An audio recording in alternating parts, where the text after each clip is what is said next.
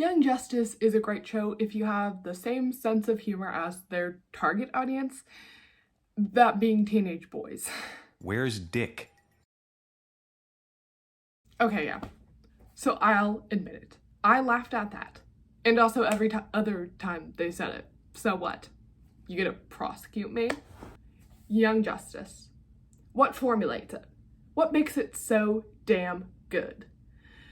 Well, just about everything about it. So let's talk about what made this 2010s animated superhero show so inexplicably, not the right word, unexplicably? That's not correct either. Inexplicably. What made this show so oddly good by explaining it. Because I'm unoriginal and can't have a single thought myself, I'm just gonna do a run through of the pilot episode just so I don't give away any spoilers. And it'll give you like a quick rundown of like everything.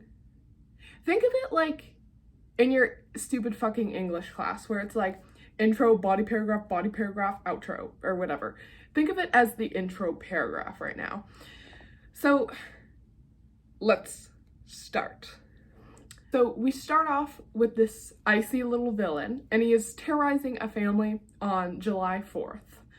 And, oh wait, who's come to save the day? It is, in fact, Batman. Oh wait, no. You've been bamboozled, and so has this freezy guy. It's Robin, because this is a Young Justice, not Justice League. Then, Speedy and Arrow. Taking down. Wait. It's another ice villain. Well, that's odd. I'm sure it won't be important later. And we get a good idea of what Speedy's character is with this one scene, or at least like a glimpse of the surface level Speedy. So he's older than Robin and even more critical, at least, yeah, when compared to his mentor. He's to the point, he's also on his way to something, just as Robin mentioned, being in a hurry. So perhaps all of these heroes will be converging. Next, Aqualad and Aquaman, and another ice villain, of course, as you might have predicted at this point. So maybe something's definitely going on there. But that's not currently the focus of this episode. We will touch on that later. But back to that other thing that is the focus of the episode. Where are all of these heroes and their young apprentices going exactly?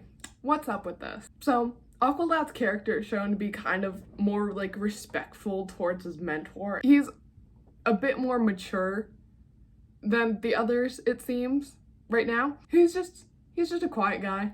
We love that. We stan. I'm sure if he were in the American public school system, the teachers would call him a pleasure to have in class. Relatable. And finally, possibly my favorite, Kid Flash and normal Flash. And you guessed it, do I really have to say it? Another ice villain. So we see Kid Flash as a little bit like brash, I guess, and like less professional, maybe less trained. And to me that's enduring. Might just be a me thing, but I like his character a lot. And then something might catch your eye, something might tip you off a little. And personally for me, watching it the first time, that struck me as like just a little bit odd, and I was like, okay, well, but now looking back, I'm just like, but we'll get back to what that means later. But anyways, so he brushes it off, and then he's of course excited about how big this day is, because he's celebrating the 4th of July too. Just kidding. This isn't about the 4th of July, clearly. Like, imagine getting excited over hamburgers and really loud noises. And because I live in Florida, mosquito bites. Yeah, not my favorite holiday. I say that is as if my favorite holiday isn't Halloween and I don't get like a ton of mosquito bites every Halloween. But let's get back to what today is really about. So today, it's the day where all these kids are becoming certified child soldiers. I mean, part of the Justice League. And the Flash duo arrives late because they're the Flash. So it's funny. Then our intro and theme song, where we see the kids in a few other characters. And if you're watching it, like, I would suggest skipping through the theme song because it spoils things. I don't know why they did that. And I want all my viewers to find out naturally who all these characters are. Because you're going to see one and then something's going to happen in the show and you're going to be like, okay, it was that character. No mystery there. So yeah, skip the intro if you can. It's a bop and it's well animated, but we need to preserve the plot twists of the show. Okay? I think that's a reasonable request. But that's not the end of the episode. So then a little minuscule scene I find like weirdly funny where like the audience argues about their names that I find incredibly funny, but you have to watch it yourself. I'm not gonna give you all the jokes. You know, you have to go watch it. And then more like character stuff happens, blah, blah, blah. And there's like weirdly vital foreshadowing parts for a certain character. You'll find out later. And again, maybe like come back to this episode after you're done with the whole show. I find it fun. So they enter like the Hall of Justice, only for Mr. Speedy, the resident angry teen, to get pissed, which typical teen shit. Okay, Roy. So he's like, where's the real league headquarters? Because it's actually a satellite orbiting around Earth in space. And oh, how Batman amuses me. So, being denied entry to the Big Boys Club, Speedy promptly quits the Justice League and refuses to be Green Arrow's sidekick any longer. He wants to be on his own, you know, again, angry teen. And I want you to know, on my first time around, I hated Roy. And now he's in like my top 5 favorite characters. Sort of. There are so many characters, trust me. But like, talk about character development. Am I right? The way they make the angry characters in the show develop. Okay. And then there's Top Hat Boy. He pops in. He's an actual Justice League member, but I can't pronounce his name. So you're gonna just have to roll with me. He wears a top hat. You'll know him when you see him. And then there are 2 emergencies. 2 of them. And one is like a building is on fire or something. And then the other one like is someone trying to block out the sun. So the Justice League is like, we should probably fix this one first, you know? The sun is kind of important to like all human life on Earth. The Justice League goes to save the world without the kiddos, leaving them all pissed as hell because they're also teenagers and they do get angry. And there they are, wondering, should we have left with that guy, Roy, with the macaroni in his cap?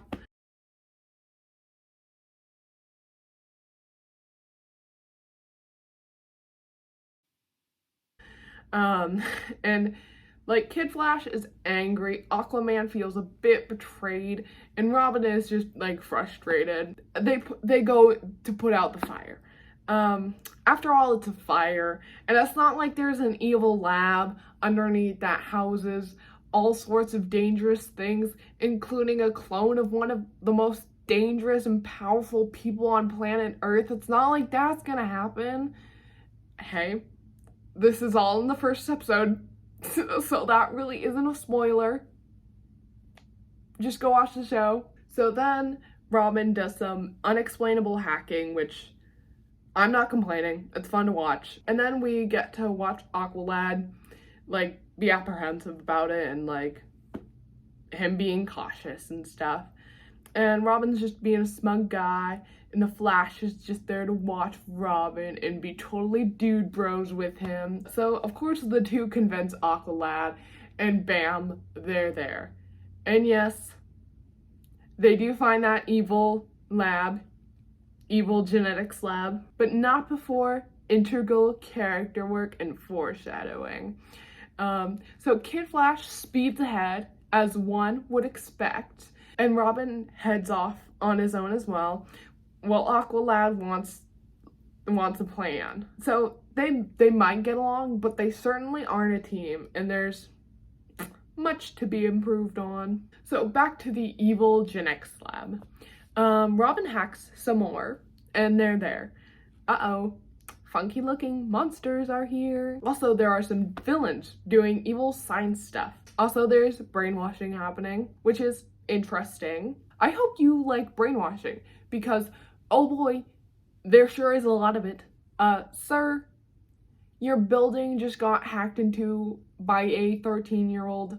Let's reevaluate that statement. So more clearly evil stuff happens. The little alien guys are being bred into weapons, eugenics, blah, blah, blah, blah, blah. And what's that? A more secure file with the label KR. What could KR possibly be? Why? Let's see. So Robin wants to do some more investigating. So down the evil elevator they go. And we're taking a little hero's journey to discover what the fuck this encrypted file is. Oh no, it's the deep, disturbing hallway that makes everyone think this is a living animal. Yikes. But no, it's just like a weird underground hallway thing. That's dirt, not like internal organs or anything. It's just badly maintained, and I guess it's like dirt and stuff. But like, it's unclear. But it's for the aesthetic, so I will allow it. And the boys are attacked, so they run deeper and deeper into the cave, conveniently headed straight for the mysterious KR thing. And bam, they're in. Now, who do we see?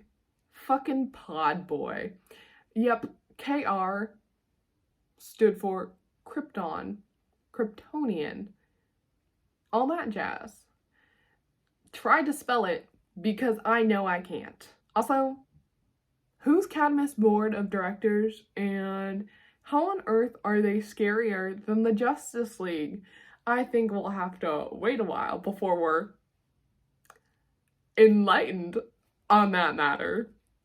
That pun will only make sense if you watch the show, so go watch the show.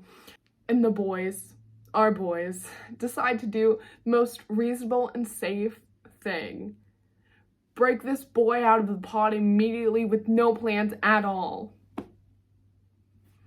It goes about how you would think. And because he's basically fucking Superman, they fucking die.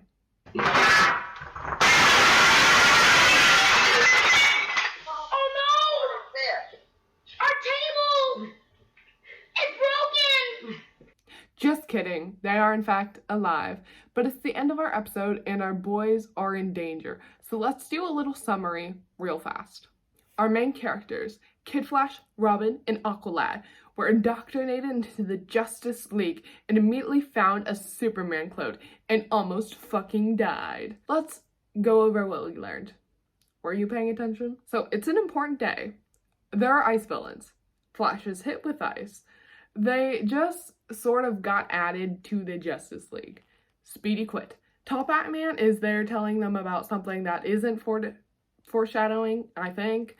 Then a you-know-who is mentioned. The team goes to the lab. They are shown to be kind of a weak team. They don't work perfectly together yet. They go into a lab. Oh no, it's evil. Oh no, it's a Superman clone. Oh no, the Cadmus board of directors.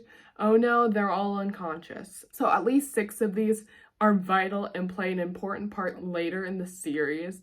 and most of the others are a result of the episodic plot of this particular episode, although it technically has a part 2, so not very episodic. Also, let's show a little appreciation for the episode title, okay?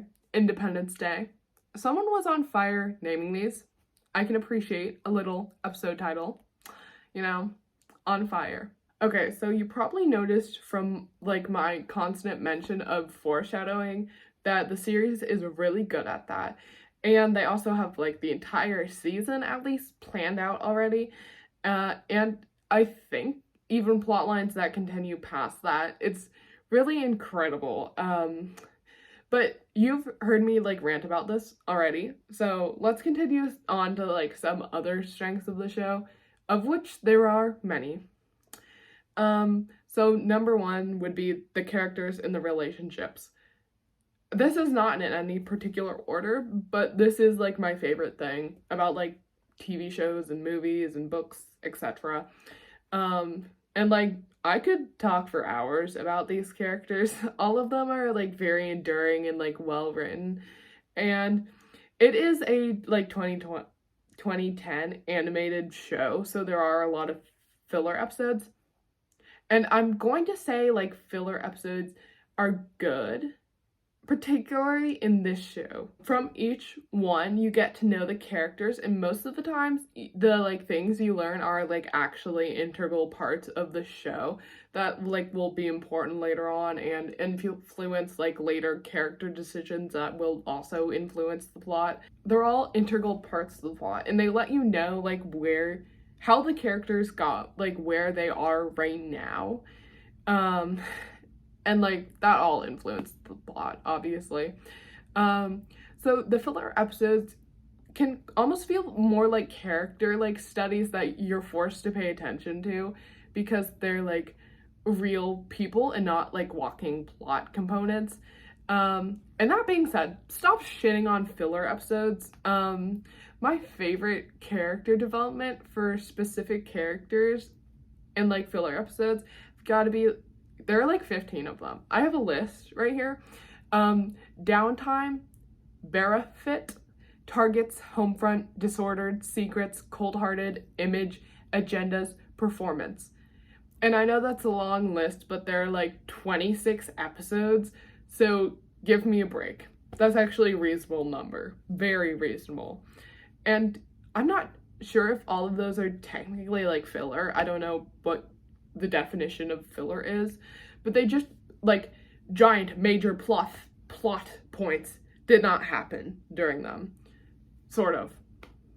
Depends what you define as plot points. Failsafe and Disordered really had to go around being the fucking best episode pair ever. Like, what was that? And yes, Spear is an unproblematic character whom we all love. Failsafe is just an immediate like whirlwind roller coaster.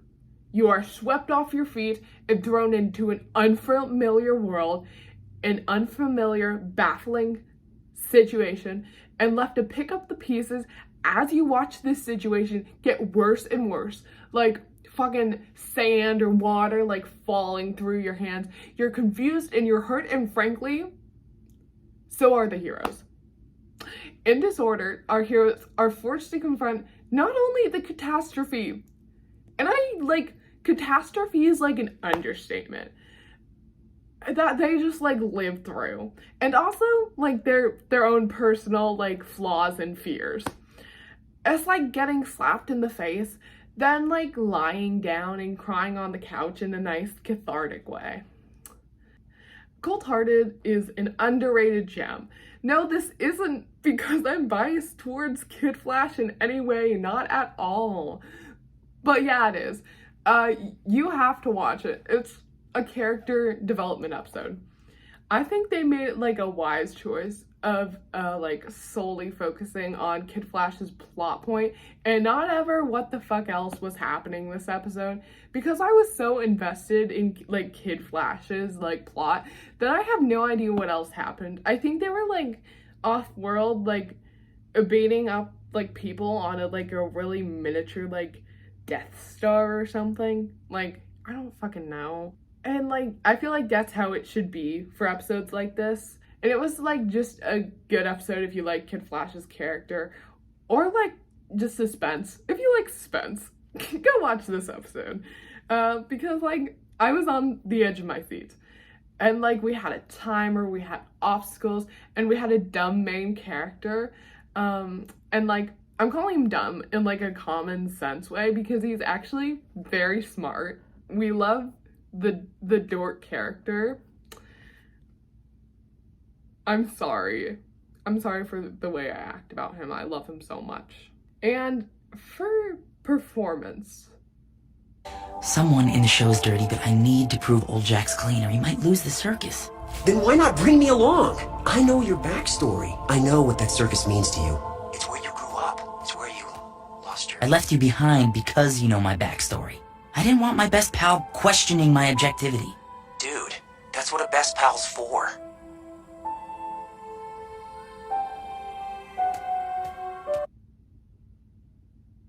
Need I say more?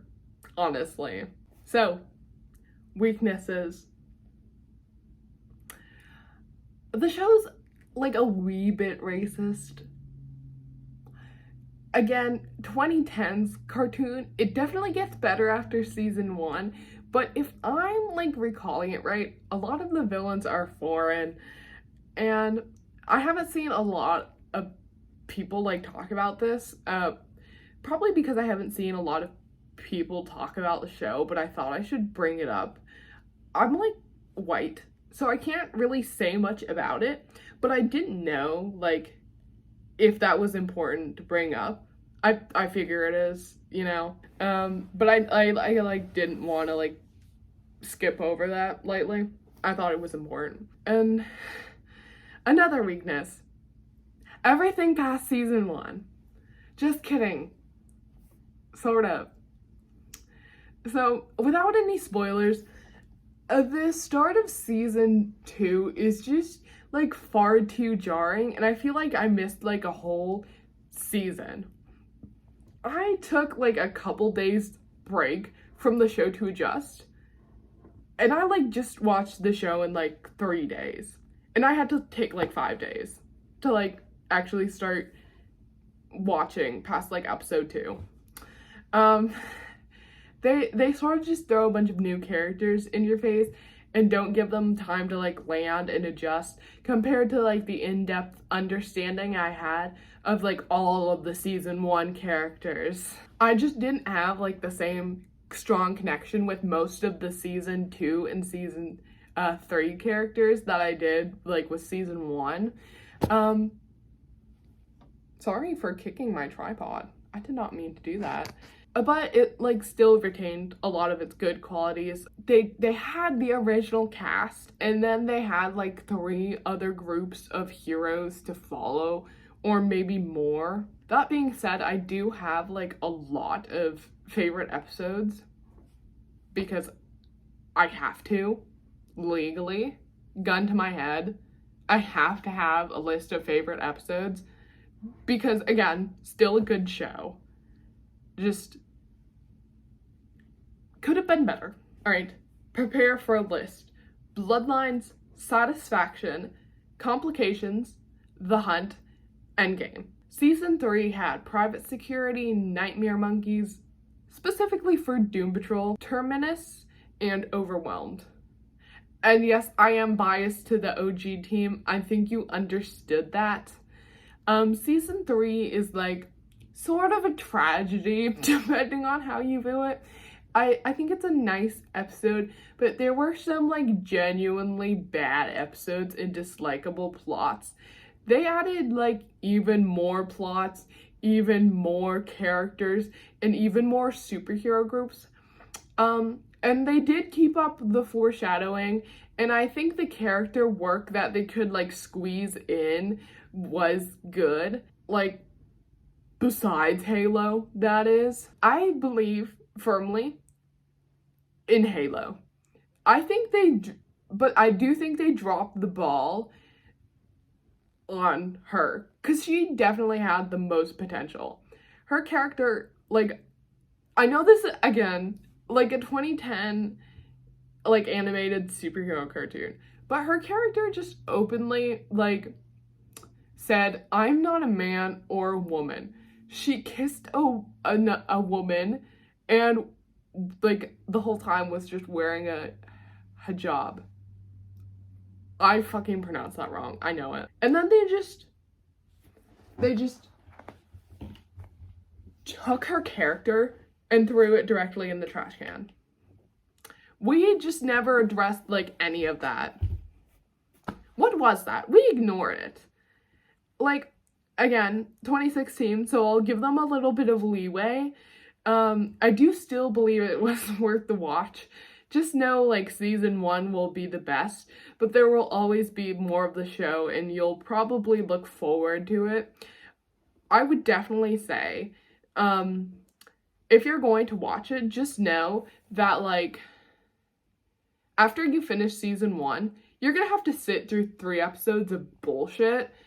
And then I think after those 3 episodes, where it tries to frantically, like, throw every single new character this season at you with, like, no context of, like, how they ended up, like, there, or, like, anything about these characters, you, like, find more about them, but, like, it's just a lot for those 3 episodes. But if you can sit through those, I think you'll have, like, a better time, with the rest of the season.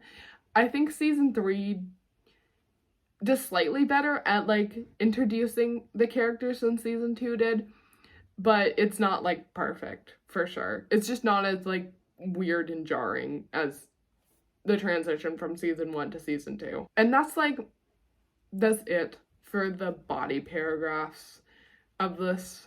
So let's get to the outro. Am I right? So ignore that I've smeared like a little bit of eyeliner here. It wasn't good eyeliner to begin with. But hopefully, like, you're considering watching Young Justice now. Hopefully I've convinced you, because I wrote this entire thing at 1 a.m. at night. And also it's a good show, even if you are not an age 6 to 11 boy. And I'm standing by my statement. I do laugh at that every time. Where's Dick? And it had its ups and downs. But if we're excusing them, there were like 4 years between season 2 and season 3. So it was all kind of out of whack. You can't blame the showrunners too much. And now, 5 years later, we have news of a season 2. So start watching now. And, like, maybe you'll catch up in time. It depends. Are you binge watching seasons of a 1 season of a show in 3 days? You just might catch up in time. It's time to put the honors pre-calc to work and calculate to see if you, average teenager, have time to watch this entire show. So each episode is around 22 minutes. And I will be staring at the computer because I did not memorize any of this. So each episode is around 22 minutes, and there are 26 episodes in season 1. That's 572 minutes and around 10 hours. The same goes for season 3. So that's 1,144 minutes, and that's 20 hours, plus the 20 episodes of season 2, and that's 440 minutes, adding up to 1,584 minutes, or around 27 hours. So let's get personal. How many hours did the average teen spend on their phone every day? 7 hours. You naughty motherfuckers. Use it to watch Young Justice. So, technically, if you watch this show straight and don't go on any other social media, if you are the average teen, you could technically finish this entire thing in under 4 days. That doesn't sound right. Am I, like, missing something?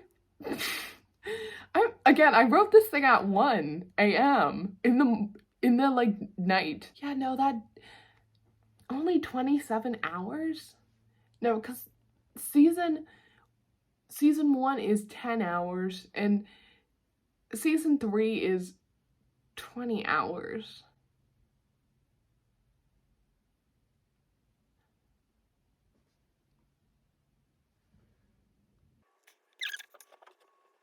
I'm bad at math.